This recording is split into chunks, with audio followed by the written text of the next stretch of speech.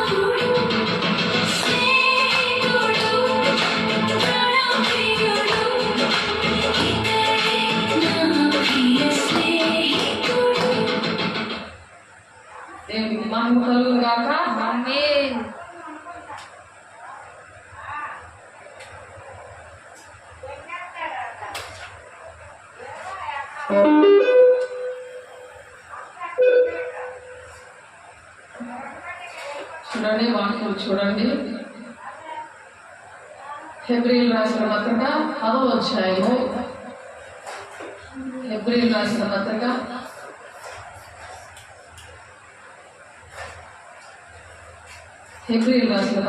10వ అధ్యాయము 38-39 వచనాలు చూద్దాము. నా ఎదుట నీతిమంతుడైన వాడు ఎవరు? దేవుని ఎదుట నీతిమంతుడైన వాడు ఎవరు చెప్తున్నారు? దేవుడు మాట్లాడుతున్నాడు మనతో. దేవునికి మహిమ కలుగుగాక. దేవుని ఎదుట నీతిమంతుడైన వాడు విశ్వాస మూలముగా జీవించును. ఎలా జీవించాలి? గట్టిగా చెప్పాలి. ఎలా జీవించాలి? విశ్వాస మూలంగా. డబ్బుల వలన అని లేదు అక్కడ. వేసే మరి 5,000 మందికి భోజనాలు పెట్టాడు.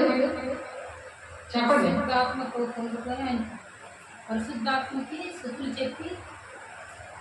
తండ్రి దగ్గర అడిగాడు. ఉన్నది చిన్న బాబు దగ్గర అడిగాడు. అందరిని అడిగితే 3 రోజులు దేవుని మాటలు విన్నారు కానీ విశ్వాసం వాళ్ళకి రాలేదు. 3 రోజులు ఆకలితో వాళ్ళు పంపించకూడదు అనే ఉద్దేశంతో మీ దగ్గర ఏమైనా ఉందా అని అడిగాడు. ఎవరిచ్చాడు? చిన్న బాబు ఇచ్చాడు. చిన్న బాబు ఏంటి ఇచ్చాడు? 2 రొట్టెలు 5 చేపలు. ఎన్ని చేపలు? 8 రొట్టెలు. 2 రొట్టెలు.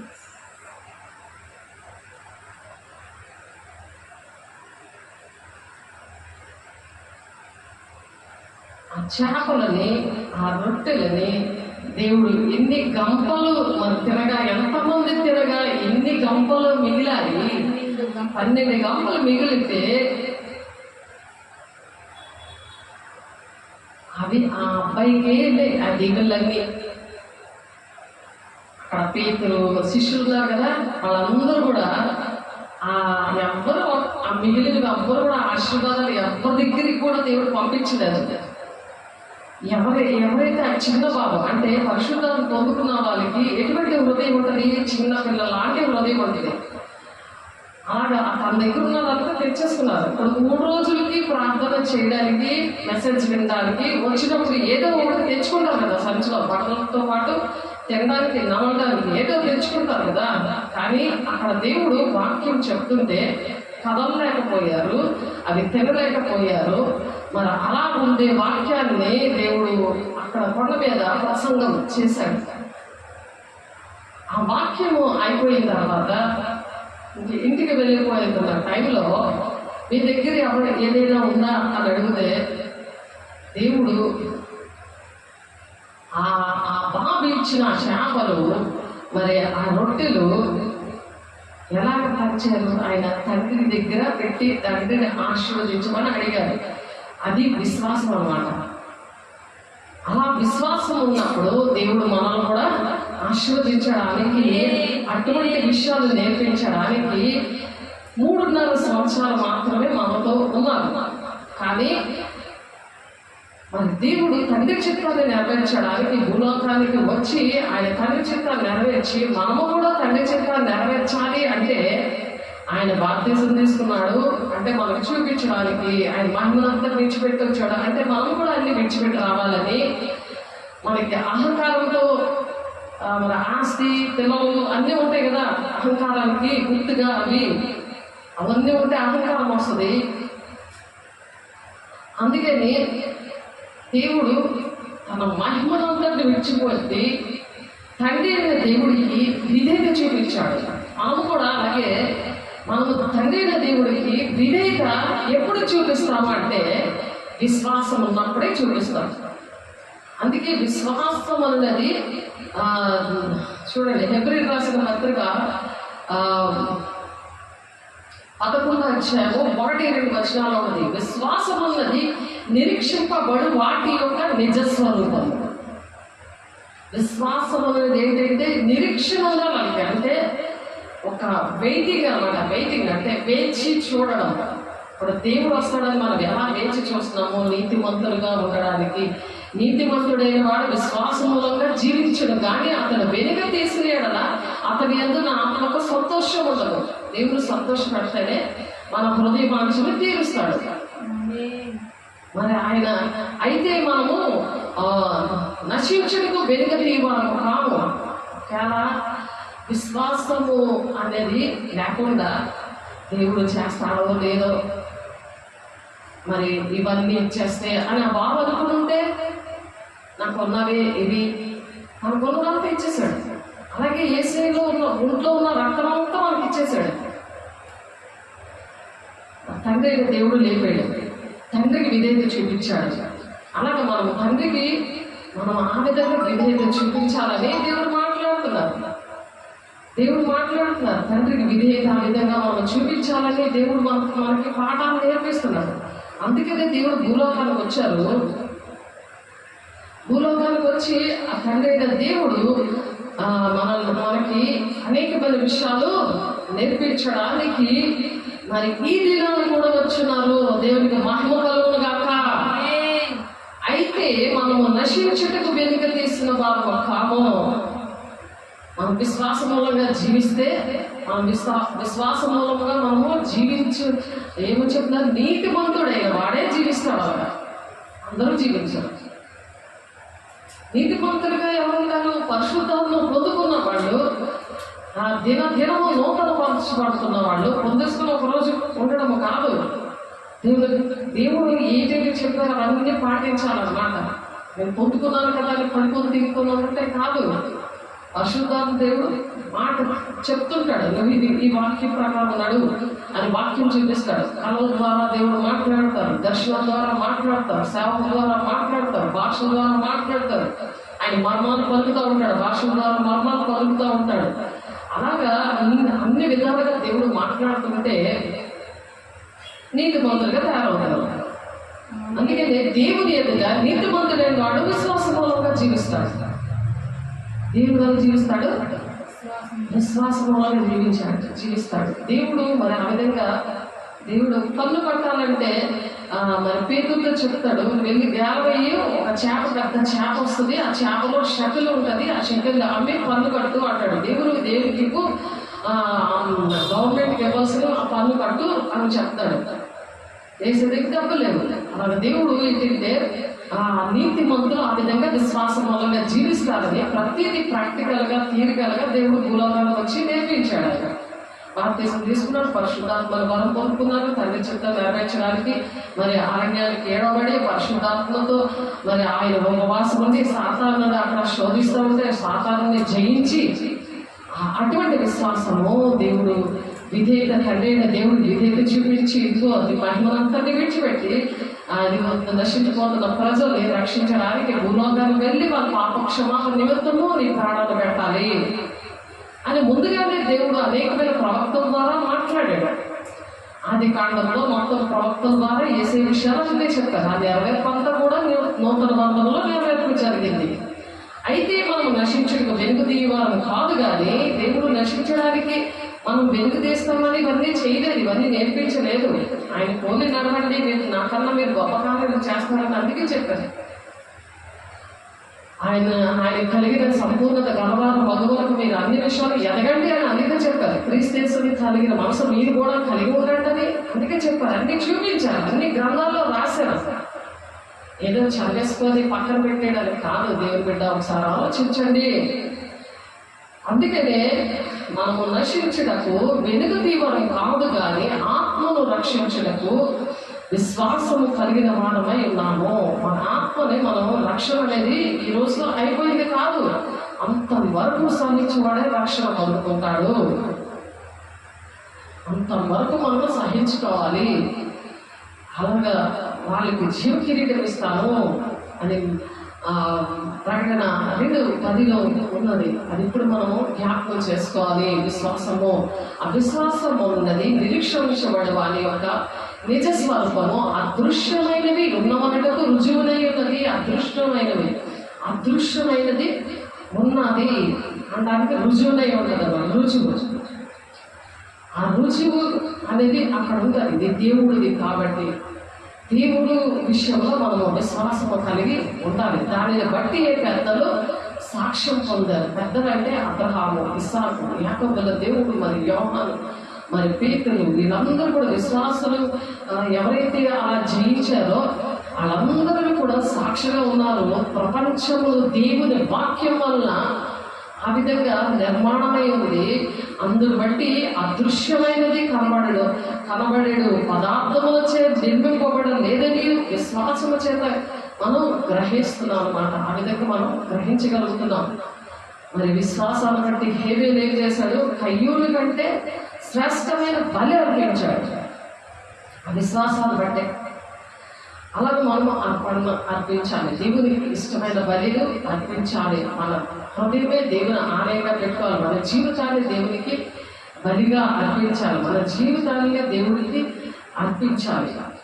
దేవుడు అతని అర్పణలను గురించి సాక్ష్యం ఇచ్చినప్పుడు అతని విశ్వాసాన్ని బట్టి నీతిమంతుడని అలాగే సాక్ష్యం పొందుతున్నాడు. మనం నీతిమంతులుగా ఆ విధంగా మనము సాక్ష్యం అనేది పొందుకోవాలి. ఆత్మలు మనం రక్షించుకోవాలంటే విశ్వాసాన్ని కలిగిన వారమే ఆ విధంగా ఉండాలని దేవుడు అంతవరకు ఆ విధంగా సహించుకోవాలని భక్తులు మరి అలాంటి పెద్దవారు అందరూ కూడా సాక్షులుగా ఉన్నారు. హెబ్రీయులకు రాసిన పత్రిక 11వ అధ్యాయంలో అటువంటి అర్పణలు వాళ్ళు ఇచ్చారు. అలా సాక్ష్యాన్ని పొందుకున్నారు. అతను మృతి నుండి విశ్వాసం ద్వారా మాట్లాడుతున్నాడు. మనతో ఆయన చనిపోయినా సరే ఆయన విషయాలు మనం చెప్పుకుంటున్నామంటే ఆయన మాటలు మాట్లాడుతున్నాడు. ఆయన మాటలు మృతి నొందియు, అతని మృతి నొందియు ఆ విశ్వాసం ద్వారా మాట్లాడుచున్నాడు. చచ్చిపోయిన వాళ్ళు ఎలా మాట్లాడతారు అంటే విశ్వాసం ద్వారా మాట్లాడతారు. మనము కూడా చనిపోతే మన తరము గతించిపోయినా రాబోయే తరము వారు యువతరము మన రాబోయే తరము కదా, అది గ్రహించుకోవాలని మనం పాడుకున్నాము. నిజమైన స్నేహితులు పరిమాణ ఫ్రెండ్షిప్ చేయకు. ఆయన మన ప్రాణప్రియుడు. ఆయనకి చెప్పే ప్రతిదీ మనం చేయాలి. అటువంటి వారినే పెళ్లి చేసుకోవాలి. లేకపోతే జీవితం అంతా సర్వనాశనం. నీ జీవితమే కాదు, నీ తల్లిదండ్రులు, నీ అన్నదమ్ములు, నీ అక్కచెల్లెలు ఇవందరూ కూడా నాశనం అవ్వడానికి కారణమవుతుంది. యువతరమా నవతరమా అని చెప్పి దేవుడు మనతో ఈరోజు పాట ద్వారా మాట్లాడాడు. ఆ విశ్వాసం అనేది ఆ విధంగా మనము సాక్షిగా మనం నిలబడగలగాలి. ఆ విధంగా విశ్వాసం మూలంగానే మనము నీతిమంతులుగా విశ్వాసం మూలంగానే జీవిస్తాడు. అది లేదు ఇది లేదని అంటే కాదు, అది దేవుడు ఇస్తాడు. దేవుడికి ఇష్టంగా ఉన్న వారికి మీరు ఏదైతే అది ఇస్తారంటాడు. నేను ద్రాక్షావళిని, మీరు తీగలు, నాకు వేరుగా మీరు ఏమీ చేయలేరు. నా ఇందు మీరు, మీ అందు నా మాట ఉంటే మీరు ఏది అడిగితే అది ఇస్తారంటున్నాడు. హెబ్రీయులకు రాసి యోహాను సువార్త 7వ అధ్యాయంలోని 15వ అధ్యాయం 7వ వచనంలో విశ్వాసం బట్టి హానోకు ఏం చేశాడు? మరణము చూడకుండానట్లు కొనుక్కోబడ్డాడు. మరణమేనదే చూడలేదు ఆయన. దేవుడితో అలాగే వెళ్ళిపోయాడు ఆయన. అలాగే దేవుడితో నడిచేది విశ్వాసం అంట. దేవుడితో మనం నడుస్తాం. మనం దేవునితో నడిచేటట్టు దేవునితో మనం మాట్లాడుకోవాలి. మనుషులందరూ ఉంటారు, మనతో అందరూ ఉంటారు. కానీ వాళ్ళ మీద ఆధారపడకుండా నువ్వు సంతోషంగా ఉండాలి. ఇది ఉన్నా లేకపోయినా, ఉన్నప్పుడు లేనప్పుడు ఒకలాగే ప్రేమ అన్నమాట. దేవుడితో ప్రేమ. అప్పుడు మనుషులతో కూడా ఆ విధంగానే ఉంటాం. వాళ్ళని మనం ప్రేమిస్తాం. వాళ్ళని మంచి చేసినా చెడ్డ చేసినా అది ఎలా ఉన్నా సరే నువ్వు వాళ్ళని ప్రేమిస్తాం. లేకపోతే పగ, ద్వేషం, కోపం ఇవన్నీ సాధారణ లక్షణాలు. అదే అభిషేకము పరిశుద్ధాత్మని పొందుకున్నప్పుడు ఆత్మీయ ఫలము అంటే అందులో 9 తొనలు ఉన్నాయంటే అవే. అందులో విశ్వాసం ఉంటుంది, నిరీక్షణ ఉంది. ఇప్పుడు వాటి కోసం మనం చెప్పుకుంటున్నాం. విశ్వాసం బట్టి హానోకు మరణం చూడకుండాట్లు కొనుక్కోబడను. అతను కొనుక్కోబడక మునుపు దేవునికి ఇష్టడై ఉండేనని సాక్ష్యం పొందను. మనం చనిపోక ముందే మనము దేవునికి ఇష్టంగా ఈ విధంగా ఉండాలని మనం ఒక సాక్ష్యం పొందుకోవాలి. దేవునికి మహిమ కలుగును గాక. నేను దెయ్యంలో నిలబడుతున్నప్పుడు సాతాను నేను ఎవరిని అని అడిగితే 2-3 దిక్కులు ఏరియాల్లో చదువులో, ఇంగ్లాపల్లో, మరి అరుగువేలులో, ఈ ఆరాధన చర్చిలో నేను ఎవరిని అని అడిగితే దేవుని బిడ్డ అని చెప్పింది సాతాను. దేవుని అమ్మాయిలో కూడా ఒక అమ్మాయిల దేవునానికి వచ్చి ఆమె ప్రవచనం దర్శనం చెప్తుంటే ఆమె కూడా అదే విషయం చెప్తుంది. బాప్తీసాలు ఇచ్చినప్పుడు ఎందుకు మరి నేను ఇస్తున్నానని చూడలేదు, వాళ్ళు దేవుడే ఇస్తున్నట్టు వాళ్ళు చూశారు. ఎందుకు చూశారు? మనం బ్రతికుండగానే మనం ఒక సాక్ష్యం సంపాదించుకోవాలి. మనము నీతిమంతుడు విశ్వాసం వల్ల అప్పుడు జీవించగలరు. అది బాగా అర్థమయ్యేలాగా దేవుడు నాకు చేశాడు. నేను నా ఇంటి వారిని, మరి నా ఆస్తిని, నా కుటుంబాన్ని అన్ని వైజాగ్లో విడిచిపెట్టి విజయనగరం వెళ్ళమంటే నేను ఒంటరిగా, నేను భర్తతోటి పిల్లలతో వచ్చిన ఒంటరిగా నేను సేవ చేస్తున్నాను 26 సంవత్సరాల నుంచి. ఏంటది? విశ్వాసం. శాస్త్రులు పరిచయం సర్దుకాయలు ఏంటంటే వాళ్ళు చెప్తారు కానీ వాళ్ళు చేయరు. ఇప్పుడు పరిశుద్ధాలను పొందుకున్న వాళ్ళు చెప్తారు, చేస్తారు, వాళ్ళు సాక్షిగా నిలబడతారు. దేవుడికి మహిమ కలుగుగాక. అది అపోస్తలుల కార్యం 1:8 ఉంది. భూది గంతంలో వరకు దేవుడు ప్రతి ఒక్క మనిషి మరి సాక్షిగా ఉండమని చెప్తున్నాడు. పరిశుద్ధాత్మ శక్తి మీ మీదకి వచ్చినప్పుడు మీరు శక్తివంతులు అవుతారు. యోదయ సమరయ దేశంలో అంతటా మీరు సాక్షులై ఉంటారని చెప్తున్నాడు. అందుకే దేవునికి ఇష్టడై ఉండేదని సాక్ష్యము దేవుడు పొందాడు. అలాగా దేవుని దగ్గర, ప్రజల దగ్గర మనము సాక్ష్యము, మనం చనిపోక ముందే మనం సాక్ష్యము పొందాలి. ఆనోకు దేవుడితో నడిచాడు, దేవుడితోనే సాక్ష్యం పొందుకున్నాడు. బ్రతికుండగా సాక్ష్యం పొందుకుని ఆయనతో పాటు నడిచెళ్ళాడు. అదే ర్యాప్చర్. కనుల యొక్క పాటలోనే మనం దేవుని రాజ్యం వెళ్ళడానికి ఆ విధంగా మనం సిద్ధపడి ఉండాలి. దేవుని బిడ్డ తల్లిదండ్రులుగా మీరు ముందు సిద్ధపడితే పిల్లలు కూడా సిద్ధపడతారు. మీరు మాట వినకుండా అవిధేయతగా ఉండి భూ సంబంధం వెతకకుండా ఏది నా ఇష్టం వచ్చినట్టు నేను చేస్తాను, అహంకారంగా నాకు డబ్బు వచ్చేసింది, నాకు అన్నీ దేవుడు ఇచ్చాడు అన్న అహంకారంతో ఉన్నానుకో, దేవుడు మరి ఆ నీతిమంతుడు ఆ విశ్వాసం వల్ల జీవించినాడు. అవిశ్వాసంలాగా ఉండిపోతారు. దేవుడి ప్రణాళికని, తండ్రి చిత్తాన్ని ఒక్కొక్కరి పట్ల ఒకటి ఉంటుంది. అది దేవుడు ప్రతి ఒక్కరితో మాట్లాడతారు, వాళ్ళతోటే మాట్లాడతారు. అది మర్చిపోకుండా రాసుకోమని హబక్కు 2:2 ఉంటుంది. చదువువాడు పరిగెత్తు చదువు వీలున్నట్లు ఆ దర్శన విషయాన్ని మీరు పలక మీద, హృదయం అనే పలక మీద రాసుకోండి. అది నిర్ణయ కాలంలో జరుగుతుంది, అది తప్పక నెరవేరుతుంది. అది జాబు చేయక వస్తుంది, అది తప్పక నెరవేరుతుంది. అది ఆతృత పడుతుంది అని ఉంటుంది జరగడానికి. అది కీడుదైతే సరి చేసుకోవాలి. నీలో ఉన్న పాపము, దోషము అవన్నీ కూడా చేసి మూడైపోయిన జీవితం. కొంతమందికి మూడైపోయిన చెట్టు చూపిస్తారు. పళ్ళు రాలిపోయిన పళ్ళు, ఆ చెట్టుకి పళ్ళు చక్కగా కలకలాడుతున్న పళ్ళు రాలిపోయి కింద పడిపోయినట్టు చూపిస్తారు. కంపలో ఉన్న పళ్ళుల బస్సు వచ్చి పారేసినట్టు చూపిస్తారు. అవన్నీ కూడా నీకు చూపించినప్పుడు చాలా మంది ఉన్నారు అలాగా నశించిపోతున్నారు. వాళ్ళు అహంకారంతో నశించిపోయి దేవుడు విశ్వాసం లేదు. విశ్వాసంలో నువ్వు జీవించేవాడు అప్పుడు నువ్వు శిష్యుడిగా అవుతావు. శిష్యుడిగా నీకు దేవుడు ప్రారంభిస్తాడు. దేవుడు అవన్నీ కూడా శిష్యుడిగా అయిన పని చేయట్లేదు, విశ్వాసంగా ఉండట్లేదు, కనీసం విశ్వాసంగా కూడా నువ్వు ఉండట్లేదు, శిష్యుడిగా అసలు ఉండట్లేదు.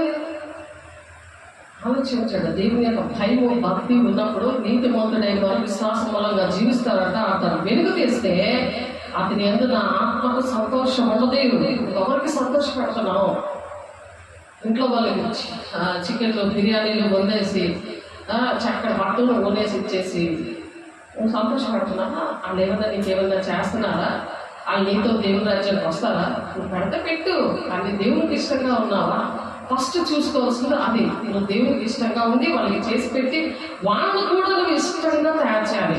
నువ్వు ఎలా దేవుడు అంటే ఇష్టపడుతున్నావో, దేవుడి మాట విని నువ్వు ఎలాగైతే దేవుడి రాజ్యానికి సిద్ధపడుతున్నావో, నీతో పాటు నీ కుటుంబాన్ని కూడా నువ్వు సిద్ధపరిచే బాధ్యత ఉంది. నాతో దేవుడు అడిగారు ఆ విషయాలు. అలాగా మనము దేవునికి ఇష్టంగా ఉండాలని దేవుడు ఆశపడుతున్నారు. దేవుని బిడ్డ జగతి ప్రమాణం చేసి దేవుని దగ్గర అడగండి. నేను విశ్వాసం మూలంగా జీవిస్తాను, నీతిమంతురాలుగా నేను జీవిస్తాను, నీతిమంతులుగా ఉంటాను, నేను వెనుక తీయను, ఎటువంటి శ్రమ వచ్చినా సరే క్రీస్తుని బండ మీద ఉంటాను, దేవుని అభిషేకంతో వాక్యం వింటూ వాక్య ప్రకారం నడుస్తూ మరి దేవుడు మరి శిష్యుల్ని ఎలాగైతే తయారు చేశాడో అలాగే నేను కూడా నేను శిష్యత్వం నేను వహించి నేను కూడా నా ద్వారా అనేక మంది శిష్యుల్ని నేను తయారు చేస్తాను ఆయన ఈ శుభవార్తను ప్రకటించినప్పుడే, ఆయన అందరికీ తెలియవచ్చినప్పుడే వస్తాడు. ఆయన త్వరగా వస్తే ఎంతో మంచిది. మనకి లేట్ అవుతుంటే మనకి మంచిది కాదు. మనం ఆ విశ్వాసం మీద అన్ని శ్రమలు ఓర్చుకుంటూ మనం వెళ్ళాలి. అబ్రహాము మరి అన్ని విడిచిపెట్టి వచ్చాడు. శ్రమలు ఉన్న ప్లేస్లో చేశాడు. అన్ని జనుల మధ్యలో చేశాడు. తామా గారు కూడా అలాగే చేశారు. మరి దేవుడు అన్ని జనులకు వెలుగుగా దేవుడు కూడా శ్రమలు ఉన్న స్థలంలో వేశాడు. అటువంటి వారిని శ్రమలు ఉన్న ప్లేస్లోనే వేస్తాడు, అపాయింట్ చేస్తాడు. అటువంటి ఏరియాలోనే చేయడానికి దేవుడు సహాయం చేశాడు. దేవుడికి మహిమ కలుగును గాక. విశ్వాసం అంటే అదనమాట. అలాగే ఎంత శ్రమంలో ఉన్నా సరే, ఎంత శోధన ఉన్న ప్లేసుల్లో దేవుడు అపాయింట్ చేసినా అది తండ్రి చిత్తాన్ని నెరవేర్చడానికి వాళ్ళు ఇష్టంగా చేస్తారు. అందుకనే దేవుడు వాళ్ళ విషయంలో సాక్ష్యం పొందారు. అలాగే హానోకు దేవుడికి ఇష్టడే ఉండేది, సాక్ష్యం పొందని కాగా దేవుడు అతను కొనిపోయేది కనుక అతను కనబడలేదు. అలాగే మనం కూడా ఆ ర్యాప్చర్ కన్నుల యొక్క పాటలో దేవుడు తీసుకువెళతాను అని చెప్పి 1 కొరింథీయులకు రాసిన పత్రిక 15వ అధ్యాయము 51 నుండి మీరు చదివితే అక్కడ ఉంటుంది. ఆ కన్నుల యొక్క పాటలోనే మనం వెళ్ళిపోయినప్పుడు మన ఇంటిలో వాళ్ళకు కూడా మనం కనబడము. వాళ్ళకి చెప్పాలి, నువ్వు వింటే దేవుని రాజ్యానికి వస్తావు, దేవుడికి ఇష్టడిగా ఉంటావు. అయితే మనం నశించుటకు వెనుక తీవారు కాము. నువ్వు నశించిపోతున్నావా, నువ్వు వెనక తీస్తున్నావు, జాగ్రత్త. కానీ ఆత్మను రక్షించుకున్నటకు విశ్వాసము కలిగిన వారమే ఉన్నాము. మేమున్నాం, విశ్వాసం కలిగిన వారమే ఉన్నాం. చూడు, మా పరిస్థితులు ఎలా ఉన్నా సరే మేము ఎలా సంతోషంగా ఉన్నాం, ఎలాగ దేవునికి ఇష్టంగా ఉన్నాం, దేవుని పిల్లల్ని ఏ విధంగా ప్రేమిస్తున్నాం, దేవుడు చేసిన కార్యాలు ఎలా వివరించగలుగుతున్నాం, దేవుని సాక్షిగా దేవునికి ఇష్టంగా ఎలా ఉండగలుగుతున్నాం అని వారికి చెప్పగలిగి ఉండాలి. అటువంటి సాక్ష్యము, బలమైన సాక్ష్యము కాపాడుకుంటూ ఉండాలి. దేవుని బిడ్డ విశ్వాసం బట్టి నోవాహు ఏం చేశారు, అది వరకు చూడని సంగతులు గురించి దేవుని చేత హెచ్చరింపబడి భయభక్తులు గలవాడే తన ఇంటి వారి రక్షణ కొరకు ఒక ఓడను సిద్ధపరిచాడు. ఒక ఓడను, ఎంత పెద్ద ఓడ నిజంగా! ఎడారి ప్రాంతంలో, నీరు లేని ప్రాంతంలో ఎలా విధేయం చూపించాడు. తనకి అలాంటి విశ్వాసము ఎలాగొచ్చింది? ఎందుకు దేవుడి కొలతలతో సహా ఎంత పెద్ద ఓడ ఎందుకు కట్టిస్తున్నాడు? అందరికీ చెప్తుంటే మీరు విశ్వాసం కలిగి ఉన్నదంటే వాళ్ళకి చెప్పాడు, వాళ్ళు వినలేదు కదా, హేళన చేశారు. ఈ దినాల్లో కూడా ఎంత చెప్పినా వినకుండా ఉన్నారు. ఎందుకంటే ఇది కూడా, ఈ అంచె దినాలు కూడా మరి ఎలాంటి దినాలు, మంచి దినాలు కూడా అలాగా హేళన చేసే నోవాహు దినాలు, లోతు దినాలు. లోతు అక్కడ ఆ దినాల్లోనే వ్యభిచారంతో నిండిపోయారు. అగ్నితోనే మరి సొదొమ గొమొర్ర పట్టణం అంతా కాల్చి పాడేశాడు దేవుని ఉగ్రత ఆ విధంగా వచ్చేసింది. అలాగే ఇప్పుడు నోవాహు దినాల్లో మన ఇంటిల్ని, మన కుటుంబాల్ని, మన గ్రామాల్ని, మన దేశాన్ని రక్షించుకునే బాధ్యత మన అందరి మీద ఉంది. దేవునికి మహిమ కలుగును గాక. మనము చెప్పడమే పని. నోవాహు గారు చెప్పారు, తన కుటుంబాన్ని 80 రక్షించుకున్నాడు. జంతువులు విన్నాయి కానీ ఇద్దరిద్దరుగా వచ్చి జంతువులు రెండేసి వచ్చి అన్నీ కూడా ఓడలో నిలబడ్డాయి. టైం అయ్యేసరికి అది ఆ డోర్ క్లోజ్ అయిపోయింది. ఆ ఓడది మరి 40 రాత్రులు 40 పగలు కొంపకొక వర్షము. ఇప్పుడు చెన్నైలో ఇప్పుడు జరుగుతుంది అలాంటి వర్షం, భయంకరమైన వర్షం, వరదలు, కరోనా, ఇలాంటివన్నీ కూడా వచ్చున్నాయి. అవి రాకుండా దేవుడు మనల్ని ఎంతగా సంరక్షించాడు. మనం ఎంతగా దేవుని కృతజ్ఞతాస్తుతులు చెల్లించాలి, ఎంతగా దేవుడిని ప్రేమించాలి, దేవుని మాట ఎంతగా వినాలి. దేవుని పిల్లలుగా మరి ప్రార్థన చేస్తున్నందుకు అలాగా మన గ్రామాల్ని, మన దేశాన్ని ఆ విధంగా కాపాడుతున్నాడు. దేవుని బిడ్డ ఏదంటే దేవుడికి కోట్లాది వందనాలు చెల్లించాలి. ఎంత చేసిన ఆయన రుణము మనం తీర్చుకోలేము. ఆయన ప్రాణప్రియుడిగా, ఆయన స్నేహితుడిగా మనం ఎందుకు అలాగా ఆరాధించాలి? కారణాలు ఇవే. అబ్రహాము పిలువబడినప్పుడు విశ్వాసం బట్టి ఆ పిలుపునకు లోబడ్డాడు. అబ్రహాము పిలిచాడు, విగ్రహాలు చేసుకుంటున్నాడు, బొమ్మలు చేసుకుంటున్నాడు. తన తండ్రి బొమ్మలు చేసి బొమ్మలను పూజిస్తూ ఉంటాడు. అలాంటి తండ్రి ఉన్న కొడుకు వెంటనే లోబడదు. తన స్వాస్థ్యముగా పొందనైన ప్రదేశంలో బయట వెళ్ళిపోయాడు. తన స్వాస్థ్యము తనకి ఏది ధనమో విశ్వాసంతో నమ్మాడని. తనకు స్వాస్థ్యముగా ఉన్న ప్రదేశానికి బయలుదేరాడు. మరి ఎక్కడికి వెళ్ళవల్లో కూడా అది తెలియదు. బయలుదేరు అనగానే బయలుదేరిపోయాడు. నేను అలాగే విజయనగరం వెళ్ళు అలాగే విజయనగరం వస్తాను. విజయనగరం నుండి నాకు 8 ఏరియాలు నాకు చూపిస్తాడు. సేమ్ అలాంటి ఏరియాలోనే నేను వాడుకున్నాడు. ఆ విషయం నాకు తెలియదు. అలాంటి ప్రజలు ఉన్నారని కూడా నాకు తెలియదు. అంత పాపంలో శాపంలో పాడైపోతున్న ప్రజలు ఉన్నారని నాకు తెలియదు. నాకు వెంటనే దేవుడు హెబ్రీ 6:14 వాగ్దానం ఇచ్చాడు. నా తోడు నేను నిత్యంగా నేను వర్ధలింపజేస్తాను, నిత్యంగా ఆశీర్వదిస్తాను. ఒక్క వాగ్దానం పడుతున్నాను అంతే. ఎంత నమ్మినా అలా దీవించాడు దేవుడు. దేవుడికి మహిమ కలుగుగాక. ఎంత నమ్మినా దేవుడు ఇచ్చిన వాగ్దానం నీ మీద దృష్టించి ఆలోచన చెప్తాను, నడవలసిన నేను బోధిస్తానని దానికన్నా ముందు అదొక వాగ్దానం నేను ఇచ్చాడు. 32:8 ఎప్పుడైతే నేను లోబడ్డానో ఆ వరాలన్నీ కూడా ప్రొవైడ్ చేశాడు దేవుడు. పుట్టినే పంపించలేదు. ఆ ఏరియాలో ఎటువంటి వరాలు ఉండాలి అనేది నాకు ఏకాంతంలో ఇచ్చినా నాకు అర్థమవ్వలేదు. వేసే రక్తము కబుర్ను వేసే రక్తంగా మారుతుందని మరి ఒక క్యాన్సర్ పేషెంట్కి మరి తీయలు పట్టిన రాత్రంతా సలోమి ఆ పేరు నా పక్కనే పడుకొని రాత్రంతా దెయ్యాలు ఆమె పడిపోయి ఒళ్ళంతా మంటలు బొగ్గు మంటలు. ఆమె వచ్చి 5 గంటలు ప్రార్థన చేసుకుంటుంటే రాత్రంతా నిద్రలేదు. ఉదయమంతా తన బాధపరుస్తుంది. నన్ను చూసి దేవుడు నా దగ్గర పంపించాడేమో. వచ్చి తను అడిగింది ప్రేరేలా అమ్మాయి కొమ్మను ప్రేర్ చేసేవ్వండి అని. ప్రేర్ చేసి నాకు అర్హత లేదు, నాకు కళలో ఏవో చూపిస్తున్నాను, నాకు అర్థం కావట్లేదు. అక్కడ నడిపించి ఆయన లేడు. చీరిపోయింది, వెళ్ళిపోయాడు అంతే. ఫోన్లో దొరకడు, రాడు. ఎవరు కూడా అటువంటి నేర్పించే వాళ్ళు ఎవరు అక్కడ భక్తులు ఎవరు లేరు. అందరూ తిరిగి పడుకోరు లేరు. వీరికే ప్రార్థనలు చేయడానికి అక్కడ ఏకాంతంలో కూర్చొని ఉన్నారు. అందుకు కూడా పెద్దగానే పెట్టారు. అందరూ ఆంటీలు అంకులు ఉన్నారు. అందులో నన్ను పెద్దగా పెట్టారు. నాకు తెలీదు, ఇవన్నీ కూడా నాకేం తెలీదు. కానీ దేవుడు ఆ దినాన్న ఆ ప్రేయర్ చేయగానే దేవుడు అది రక్తంగా మారడం, అమ్మాయికి చక్కగా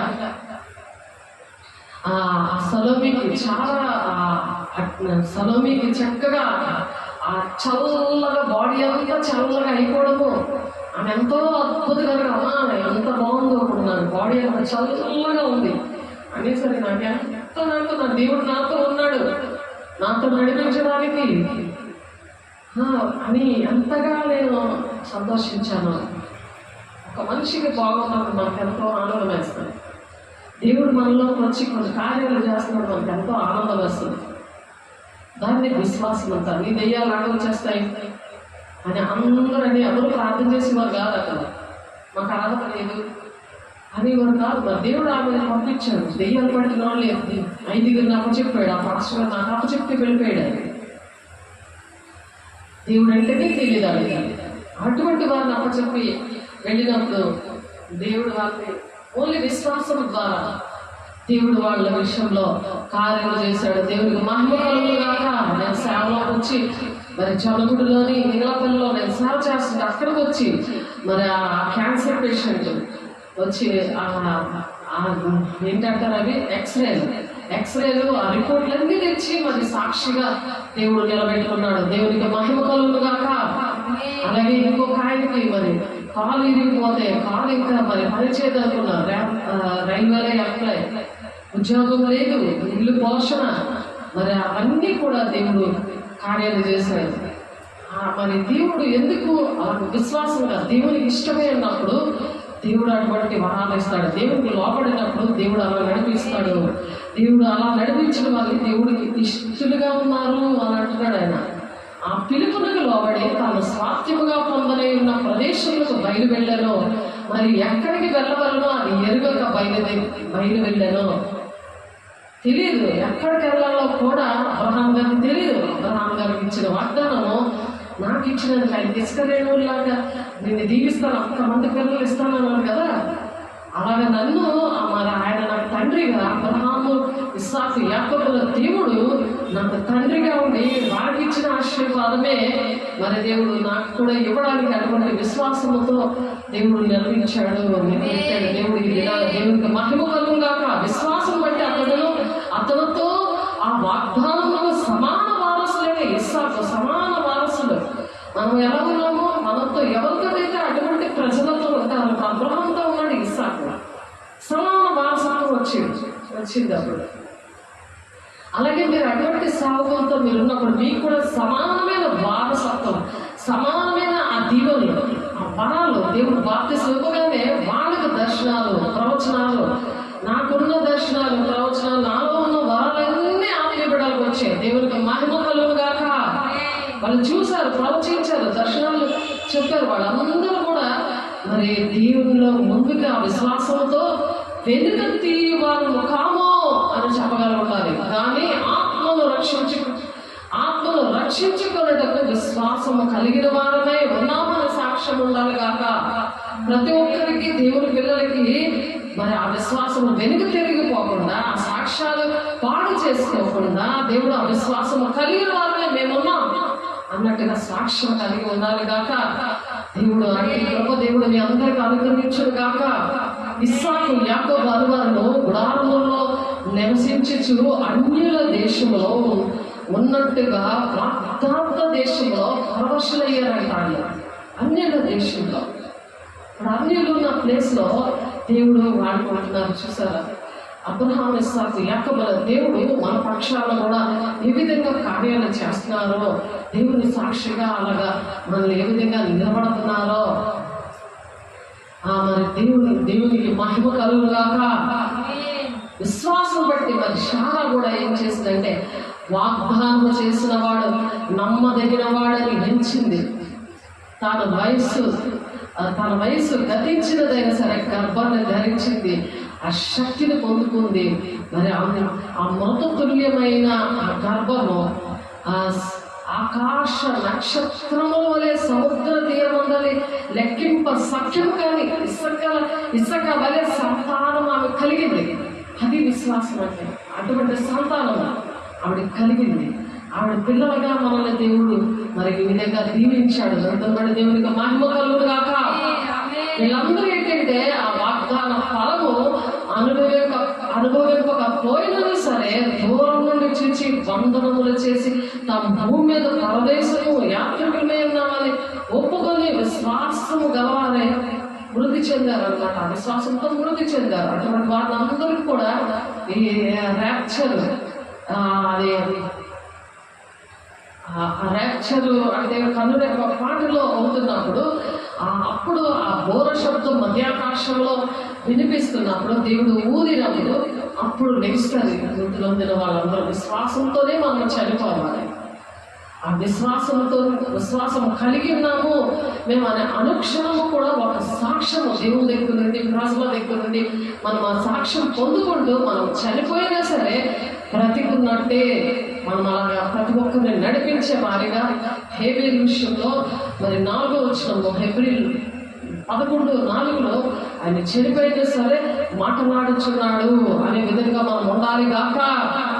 అలా దేవుడు మన నుంచును గాక. తాము భూమి మీద పరదేశులుగా యాత్రికులమై ఉన్నామని ఒప్పుకొని విశ్వాసం గల వారమై మృతులందరంటాడు. వాళ్ళు అలా మృతి పొందారు. వాళ్ళు చనిపోయినా సరే మాట్లాడుతున్నారు మనతో. చూసారా? సాక్ష్యము, విశ్వాసం అనేది ఎటువంటి బలమైనదో అది డబ్బులు ఇస్తే వస్తుందా? అది తుప్పు పట్టిపోతుంది. బంగారం ఏంటి, డబ్బేంటి, ఏదైనా సరే ఈనాడు చెప్పి వారు తమ స్వదేశంలో వెతుకుచున్నామని విషదపరుచుచున్నారు కాదా? వారి ఆ ఏ దేశం నుండి వచ్చారో ఆ దేశంలో జ్ఞాపకం ఉంచుకున్న ఎడల మనలో వెళ్ళటకు వారికి వీలు కలిగి ఉండును. ఆ దేశం నుండి వచ్చారో, వాళ్ళు ఏ దేశం నుండి వచ్చారో అది జ్ఞాపకం చేసుకుని మరి మళ్ళీ వాళ్ళు ఆ దేశం వెళ్ళడానికి వీలు కలిగి ఉన్నారు. అంటే పరదేశం, పరిశుద్ధ పట్టడానికి వెళ్ళడానికి వాళ్ళు ఆ విధంగా వీలు కలిగి చేసుకున్నారు. మనము చనిపోయినా బ్రతికినా సరే మనం దేవుని రాజ్యానికి వెళతామనే ఒక విశ్వాసము మనకి ఉండాలి. ఈ భూలోకంలో ఉండగానే మనం కన్ఫర్మ్ చేసుకోవాలి. అప్పుడు జీవ గ్రంథంలో ఎవరి పేరైతే ఉంటుందో వాళ్ళు మాత్రమే వెళ్తారు. జీవ గ్రంథం పేరు లేని వాళ్ళు వెళ్ళరు అని చెప్తుంది వాక్యము. అందుకనే దుర్నీతి చేత సత్యము అడ్డగించు మనుషుల యొక్క సమస్త భక్తిహీనత మీదను దుర్నీతి మీదను దేవుని కోపము పరలోకము నుండి బయలుపరచబడుచున్నది. పరలోకం నుండి అది కుమ్మరించబడుతుంది. ఎందుకు ఈ వరదలు, కరోనా, భూకంపాలు ఇవన్నీ కూడా ఏంటంటే ప్రకృతి గర్జిస్తూ ఉంది. అది రామపత్రిక 1వ అధ్యాయం 18వ వచనంలో మనం చదివాము. 17వ వచనంలో ఎందుకైనా నీతి బంధులు విశ్వాస మూలంగా జీవించినది వ్రాయబడిన ప్రకారము విశ్వాస మూలంగా అంతకంతకు విశ్వాసము కలుగునట్లు దేవుని నీతి దాని యందు బయలుపరచబడుచున్నది. అంతకంతకు విశ్వాసము ఉంది వీళ్ళకని దేవుడు బయలుపరుస్తూ ఉంటాడు అన్నమాట. సాక్ష్యాల ద్వారా, వాళ్ళ క్రియల ద్వారా దేవుడు అలాగా సాక్ష్యం ఇస్తూ ఉంటాడు అన్నమాట. అబ్రహాము శోధించబడి విశ్వాసం బట్టి ఇస్సాకును బలిగా అర్పించాడు. ఎందుకు మనం పితరులు స్వాచ్ఛముగా మనల్ని దేవుడు చేశాడు ఆలోచించండి. దేవుని పిల్లలుగా మనం ఉన్నామంటే దేవుని భక్తులు యొక్క సాక్ష్యాలు మనల్ని బలపరిస్తే వాళ్ళ విశ్వాసము మనకు కూడా వస్తుంది. వాళ్ళ ఆశీర్వాదాలు వాళ్ళు ఎలాగ నడిచారో అటువంటి దీవెలు మనము ఎప్పుడైతే మనం ఆ విధంగా విశ్వాసం కలిగి ఉంటామో మనల్ని కూడా ఆ విధంగా దీవించును గాక. అబ్రహాము శోధించబడి విశ్వాసం బట్టి ఇస్సాకును బలిగా అర్పించాడు. ఒకే ఒక కొడుకు 100 సంవత్సరాలకు పుట్టాడు. 25 సంవత్సరాలు ఆయన వాగ్దానము, దేవుడు చెప్పిన 25 సంవత్సరాలకు వాగ్దానం నెరవేర్పులోకి వచ్చింది. అలాగే లేక పుట్టిన కుమారుడి విషయంలో బలిగా ఆయన అర్పించడానికి ఆ విశ్వాసం అనేది ఎంత బలంగా ఉన్నదో దేవుడి మాట వినడానికి. మరి మనం వింటున్నామా? మన సాక్ష్యాలు ఏవి? మన విశ్వాసం ఏ కోణంలో ఉంది? ఎంత బలంగా ఉంది? ఎవడు ఆ వాగ్దానంలో సంతోషంతో అంగీకరించనో, ఎవరైతే దేవుని బిడ్డలకు ఇచ్చిన వాగ్దానాలు, మరి మీకు ఇచ్చిన వాగ్దానాలు సంతోషంగా మీరు అంగీకరించారనుకో, ఇస్సాకు వలనైనది నీ సంతానం అనబడను అంటున్నారు. ఇస్సాకు సంతానం నీ సంతానం అనబడుతుంది అన్నమాట. అందులో నువ్వు కూడా ఉంటావు. వాళ్ళలో మరి ఆ భక్తుల యొక్క ఆశీర్వాదంలో మనం స్వాస్థ్యంగా ఉన్నాం కాబట్టి, అంటే వారసులుగా ఉన్నాం కాబట్టి, దేవుని యొక్క కుటుంబముగా ఉన్నాం కాబట్టి ఆ దీవెనలు కూడా మనకి వచ్చునుగాక. ఇస్సాకు వలనైనది నీ సంతానం అనబడునని ఎవరితో చెప్పబడునో ఆ అబ్రహాము మృతులను సహితము లేపుటకు దేవుడు శక్తివంతుడని ఎంచిన వాడే. మృతులను సహితము మనము లేపే శక్తి మన దేవుడు మనకిచ్చాడు. దేవుడికి మహిమ కలుగునుగాక. దేవుడు మాట్లాడారు ఈ విషయాలు.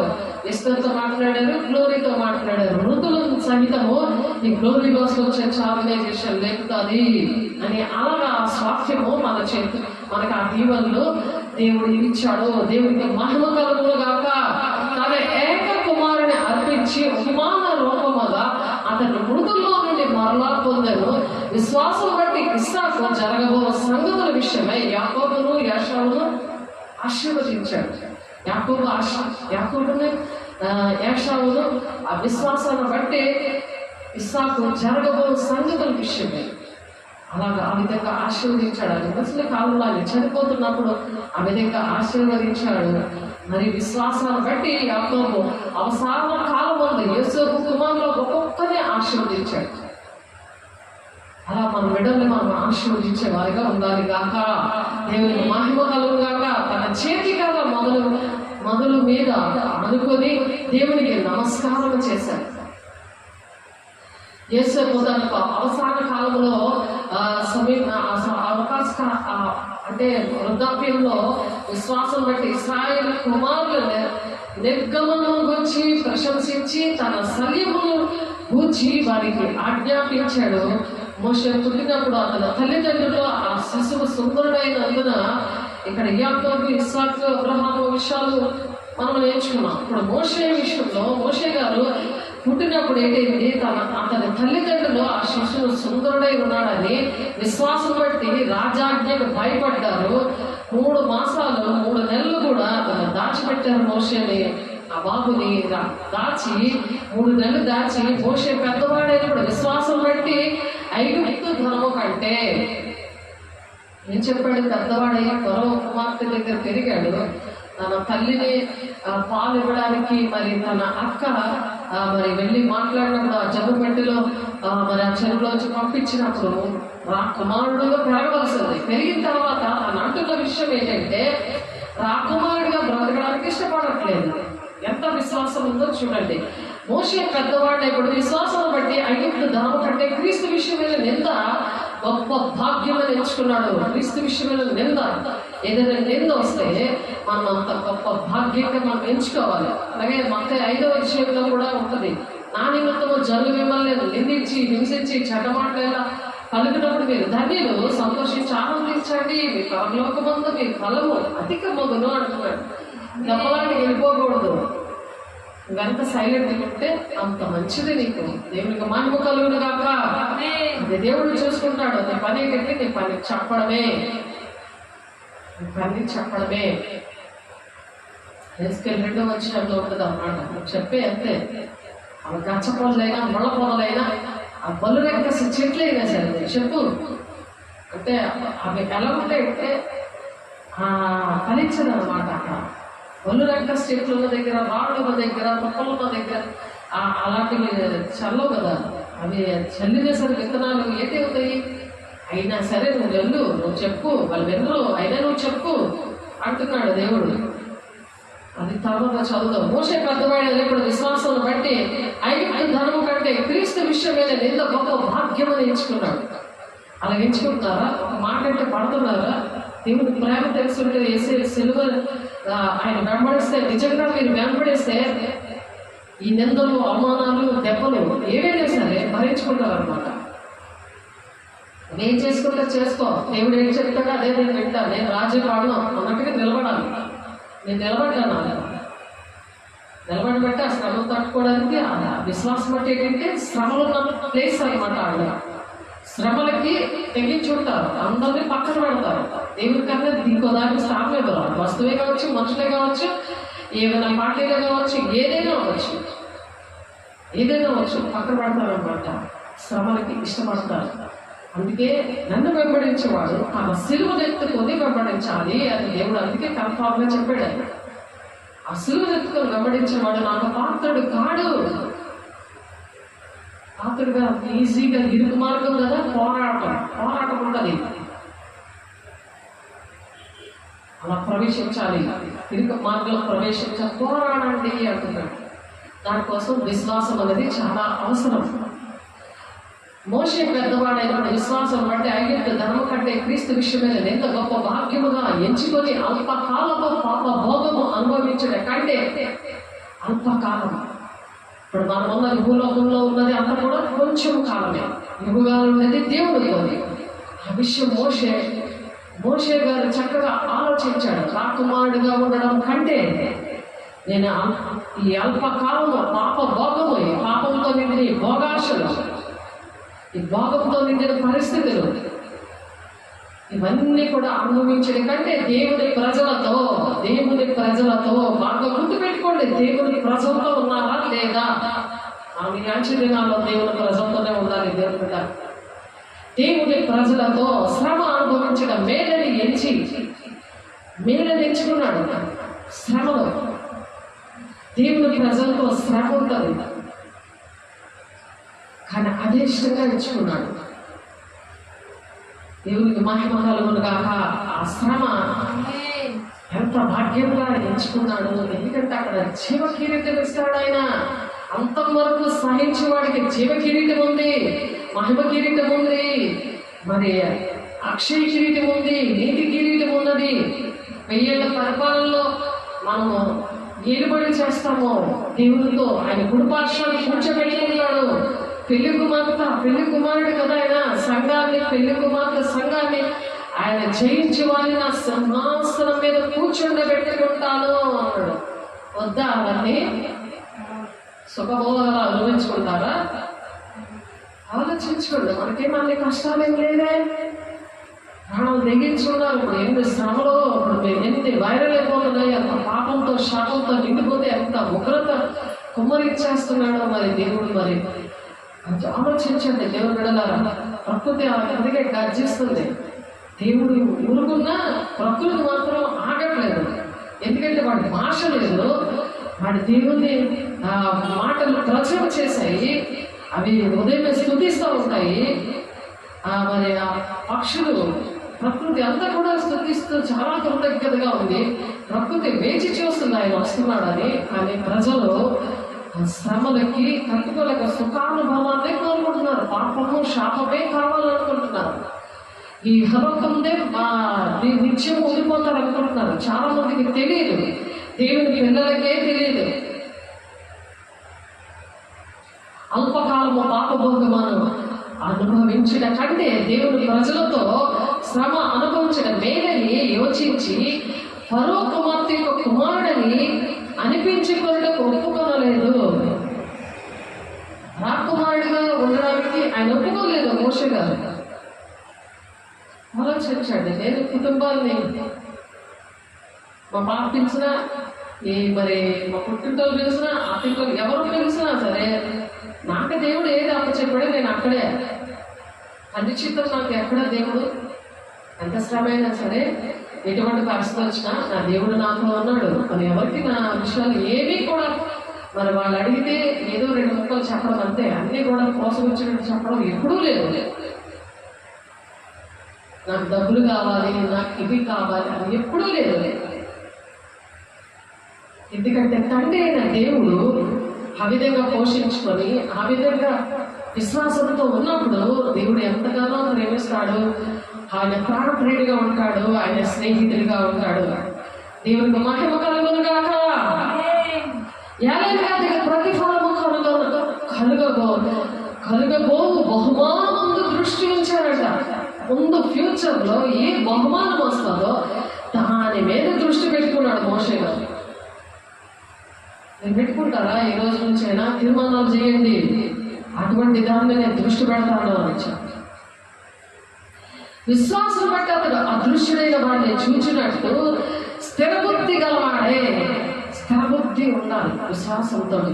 అందుకే ఇక్కడ హెబ్రీయులు 10:39 అయితే మనము నశించడానికి వెలుగు తీయవారము కాము కానీ వెలుగు తీయకూడదు. విశ్వాసంతో ఉన్న వాళ్ళు ఆ దేవుడు ఇచ్చిన ఆశీర్వాదాలు, ఆ విశ్వాసం అనే బలము ఫలములో ఒక తొన, 2 కృపావరాల్లో ఉంది. అది ఆత్మీయ ఫలంలో ఒక తొనగా ఉంది, కొన్ని తొనల్లో ఒక తొనగా ఉంది. గలతీ 5:22 ఆ ఫలము ఉన్నది. కాబట్టి విశ్వాసం బట్టి అతను అదృశ్యుడైన వాడిని చూచుచున్నట్టు స్థిరబుద్ధి గలవాడే రాజాగ్రహములకు భయపడక ఐగుప్తుని విడిచిపోయాను. ఐగుప్తుని రాజాగ్రహములకు, రాజు కోపానికి భయపడలేదు. తల్లిదండ్రులకు భయపడిపోతారు, భర్తకు భయపడిపోతారు, పిల్లలకు భయపడిపోతారు, పిల్లలు తల్లిదండ్రులకు భయపడిపోతారు, పిల్లలకి తల్లిదండ్రులు భయపడుతున్నారు. ఇప్పుడు ఈ రోజులో దేవుడు పట్టుకొని ఆ దుష్టుని వాళ్ళని ఎదిరించాలి. దేవుడు పట్టుకోకుండా దెయ్యాన్ని పట్టుకొని ఎదిరిస్తూ ఉంటే దేవుణ్ణేమో ఎదిరిస్తున్నావు, సాతాన్ని కౌగిలించుకుంటున్నావు. ఎవరిని ఎదిరించాలి? దేవుడికి లోపడాలి, దుష్టుని ఎదిరించాలి. రివర్స్ కేసులో వెళ్ళిపోతున్నారు. ఇప్పుడు రాజాగ్రహంకు భయపడి ఐగుప్తు విడిచి వెళ్ళి తొలిచూలు పిల్లలను నాశనం చేయవాడు ఇశ్రాయేలును ముట్టకుండా నిమిత్తము అతడు విశ్వాసమును బట్టి నా పస్కాను రక్త ప్రోక్షణ ఆచారము ఆచరించాడు. ఆ దినాల్లో విశ్వాసం బట్టి వారు పొడి నేల మీద నడిచారు. ఎర్ర సముద్రాన్ని పాయలైపోతే వాడు విశ్వాసం మీదనే కదా ఆ మరణం నుండి తప్పించబడ్డారు. సముద్రం ఎక్కడైనా 2 పాయలైపోతుందా? రోడ్డులాగా తయారవుతుందా? శత్రువులందరూ కూడా అందులో పడిపోతారు. వీళ్ళకి దేవుడు రక్షించాడు. అలాగా దేవుడు మనల్ని రక్షిస్తానంటున్నాడు. వాక్యానికి లోబడితే శోధన కాలం అనేది నేను దాస్తాను అని చెప్తున్నారు. శోధన కాలంలో నిన్ను నేను కాపాడను. ప్రకటన 3:9-10-11 వచనాలు ఉంటుంది. విశ్వాసం బట్టి 7 దినముల వరకు ప్రదక్షిణ చేయబడిన తర్వాత ఎరుకో గోడలు కూలిపోయి 7 దినాల ఎరుకో గోడలు చుట్టూ తిరిగారు. ఏ గొడ్డలు కానీ ఏది లేకుండా బలమైన గోడలు ఎరికో గోడలు పడిపోయే వాటి అంతటా అవే పడిపోయాయి. అటువంటి ప్రార్థన అనేది ఈ రోజుల్లో లేకపోయింది. దేవుని బిడ్డలారా, ఈ రోజుల్లో లేదు. ప్రార్థన లేక నశించిపోతున్నారు. అకాల వర్షం లేదు, ఈ దినాల్లో తొలకల వర్షం లేదు, అటువంటి ప్రార్థన లేదు, అటువంటి భక్తి లేకుండా నశించిపోతున్నారు. కాబట్టి ప్రసంగి గ్రంథంలో ప్రసంగి 5వ అధ్యాయము 6వ వచనంలో ఒక మాట మీరు చూడండి. నీ దేహంలో శిక్షకు లోపర్చినంత పని నీ నోటి వల్ల జరగనీయకము. అది పొరపాటు చేత జరిగినను నోట ఎదుటి చెప్పకము. నీ మాటల వల్ల దేవుడికి కోపం పుట్టించి నీ వేళ నీ కష్టములు వ్యర్థపరుచుకుందువు. నోరుని చాలా జాగ్రత్తగా ఉంచుకోవాలి. నోరు లేకపోతే నువ్వు ఏదంటే అది జరిగిపోతుంది. నీ పిల్లలకైనా నీకైనా నువ్వు అవిశ్వాసంగా ఉండి కొన్ని మాట్లాడుతుంటావు కదా, జరగదు, నాకు దేవుడు ఏంటి చేయడు. ఒక ఆమె చికెన్ బిర్యానీ ఇవన్నీ పెట్టిందంట. ఒక ఆమె నిన్న సువాసన చేసినప్పుడు ఆమె నాకు దేవుడు ఏంటి చేయలేదు, అటువంటి చర్చకి అవన్నీ ఇచ్చాను, నాకేం చేయలేదు కాబట్టి నేను రాను అని మానేసింది. చర్చలు అన్నీ కూడా మానేసింది. ఆ చర్చకి అంతా మానేసింది. దేవుడు మాట ఏం చెప్పినా వెళ్ళలేదు. అప్పుల పాలు ఏమేది మరి తమ సంపాదించుకోవడానికి కష్టపడుతుంది 4 గంటల నుంచి రాత్రి వరకు. మరి ఈ ఊరుడు వైజాగ్ వెళ్ళిపోతాను అని అంటున్నాడు. ఎందుకు? దేవుడు ఏమీ చేయలేదు అని చెప్పి తను తాను తగ్గించుకున్నవాడు హెచ్చించబడతాడు. మనం తగ్గించుకోవాలి. దేవుడి విషయంలో మనిషి ఏ కష్టం వచ్చినా సరే చాలా కూడా తగ్గించుకోవాలి. దేవుడి బిడ్డ వ్యర్థమైన మాటలు అనేవి ఆడకూడదు. 5వ అధ్యాయం 6వ వచనంలో ఉంటుంది. మన దేవుని ఎప్పుడు కూడా మనం స్తుతించాలి. సూర్య చంద్రులు స్తుతిస్తున్నాయి, ఆకాశ నక్షత్రాలు స్తుతిస్తున్నాయి. 148వ కీర్తనలో ఉంటుంది, ఆ పాట కూడా ఉంది. కాబట్టి మనము దేవుడికి ఇష్టంగా మనం బ్రతకాలి అని దేవుడు ఈ మాటలు చెప్తున్నారు. దేవుడి మాటలు దీవించను గాక. ప్రార్థన చేస్తున్న పరిశుద్ధ ప్రేమగల దేవ, మహిమగల దేవ, అభిషేక్తుల అయా సంధ్యారాగము తండ్రి నాయన నాయన చంద్రబింబం అంట అయా తండ్రి నాయన వివిధ సమూపిణియకు ఈమె ఎవరు అని అంటున్నాం. సంఘాన్ని ప్రభా, సంఘాన్ని నాయన విశ్వాసముతో నిరీక్షణతో అయా పెంచడానికి ప్రభా, పరమగీతంలో సొలొమోను ప్రభా అయా రాస్తున్నాడు నాయన. ఆలోచన 10వ వచనంలో పరిశుద్ధుడ అయా సంఘాన్ని ఆ విధంగా నాయన మీరు సిద్ధపరచండి, నడిపించండి నాయన. అలసిన వారికి ఓరడ చేసే మాటలు ప్రభా తండ్రి మీరు వినిపించారు ప్రభా. పరిశుద్ధుడా మీకు వందనాలు వందనాలు వందనాలు. పరిశుద్ధ కూడా జీవమరణములు 4 వర్షంలో ఉన్నాయి కాబట్టి నోరుని జాగ్రత్తగా ఉంచుకోవడానికి సహాయం తెచ్చండి. ఏమంటే అవే జరుగుతాయి. కాబట్టి ప్రభు పిల్లల్ని ఏ విధంగా అయా నేను వాళ్ళ ప్రాంతంలో నడిపించాలో, ఎవరి బిడ్డలు ఏ విధంగా నడిపించాలో, అయా భర్తని భార్యని ఏ విధంగా నడిపించుకోవాలి, కుటుంబాలను ఏ విధంగా చక్కపరుచుకోవాలో, ఎలా విశ్వాసంతో నడవాలో ప్రభా నా తండ్రి. ఈ తరం వాళ్ళు నా తండ్రి, రాబోయే తరం వాళ్ళు ప్రభా ఏ విధంగా ఆశీర్వాదకరంగా ఉండాలో, నీ రాకడికి సిద్ధపడాలో సమస్త విషయాలు మీరు మనతో మాట్లాడారు, బోధించారు. మీకు వందనాలు స్తోత్రాలు ప్రభు. వాక్యాలు నూరంతగా బలవంతంగా ఫలింపదయించండి. నిజ స్నేహితుడిగా ప్రాణాయుడుగా మా తోడుగా ఉండి నడిపిస్తూ అయా మమ్మల్ని ప్రేమించిన అయా దేవాన్ని కోట్లాది వందనాలు స్తోత్రాలు చెల్లిస్తూ ప్రతి ఆటకాల దూరం వచ్చి మనోనేత్రాలు తెరిచి నీ అభిషేకంతో ప్రతి ఒక్కరిని నింపండి, సహాయం దయచండి. ప్రతి ఒక్కరి నీ రక్త ప్రోక్షణ మీరు ఆయన కుమారిస్తున్నారు దేవానికి స్తోత్రాలు. అయ్యా మా దేశం మీద, మా గ్రామం మీద, మా సంఘబిడ్డల మీద ప్రభా నీ రక్త ప్రోక్షణ కుమరించి ప్రభు నడవలసిన బోధించి నీ సాక్షిగా నిలబెట్టుకొని సమస్త మహిమ ఘనత ప్రభావం మీకే చెల్లిస్తూ చేసే పరిశుద్ధ నామములో బ్రతిమలాడి వేడుకుంటున్నాను తండ్రి. ఆమేన్. తండ్రి యొక్క దీవెన, కుమారుని యొక్క కృప, పరిశుద్ధాత్మిక నిత్య సహవాసం సదాకాలము తోడే నడిపించును గాక. ఆమేన్. దేవునికి మహిమ కలుగును గాక. దేవుడు మనం దీవించి ఆశీర్వదించును గాక. ఆమేన్.